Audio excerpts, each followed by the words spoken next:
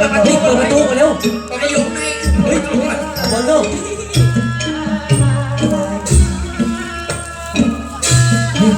ฝากด้วยนะหายโกรธมาสมัยไงจะหายดีไหมถึงมาแล้วเสียงปรบมือเป็นกำลังใจชีวิตในการขอบคุณอย่างสูงมาเที่ยงพอมีความหวังหรือเปล่านี่คือคำถามจากใจอยากได้คำตอบจากสาวหลังจากที่ได้ยินข่าวพระเอกคนเก่าเขาเดินจากไป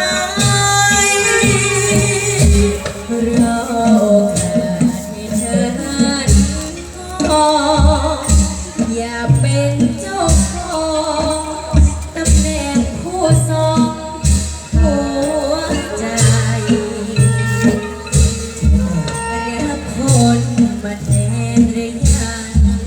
ความรักจะเคลียร์ยากไหมสเปนถ้าคิดดีไหมผมขอเข้าใครไปนอนขอเป็นนางเอกหน้าใหม่อยู่ในใจของเธอว่าภูมิใจเสนอรักจริงกว่าใครไว้รอให้สิทธิ์จะปิดแผลที่เขาก่อเสียใจที่เคยท้อสานต่อสิ่งที่เคยฝันเป็นพระเอกตัวจริงของใจหมดยากแค่ไหนจะทุ่มเทใจให้ผ่านชีวิตของชาติสดใสกำกับด้วยใจรักกันคู่เปรียบคู่นั้นในฝันอยากให้เป็นกันขอเป็นนางเอกหน้าใหม่อยู่ในใจของเธอมีความภูมิใจเสนอรักจริงกว่าใครไว้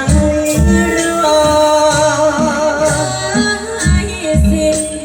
จะปิดแผลที่เขาก่อซึ่งแสนใจที่เคยท้อ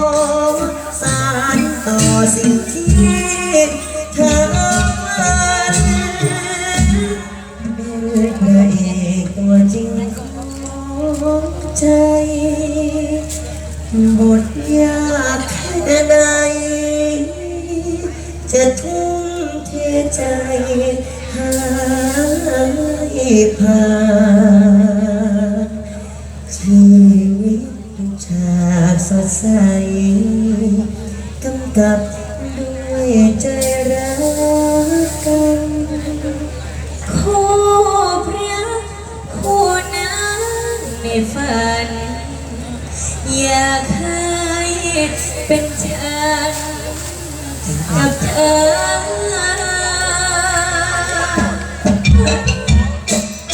สนุกสนานกันต่อครับคุณผู้ชม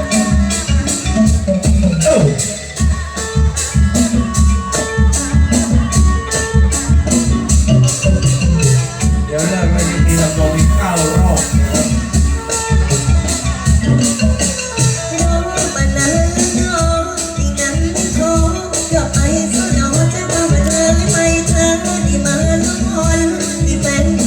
ลืมกันแล้วหรือไง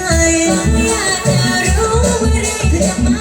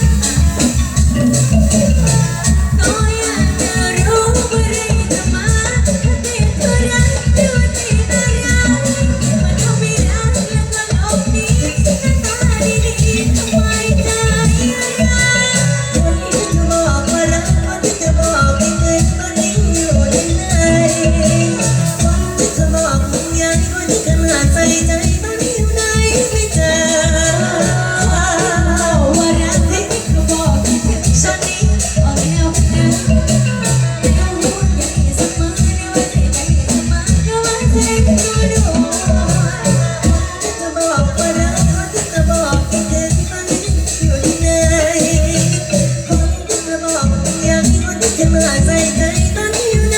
ไม่เจอ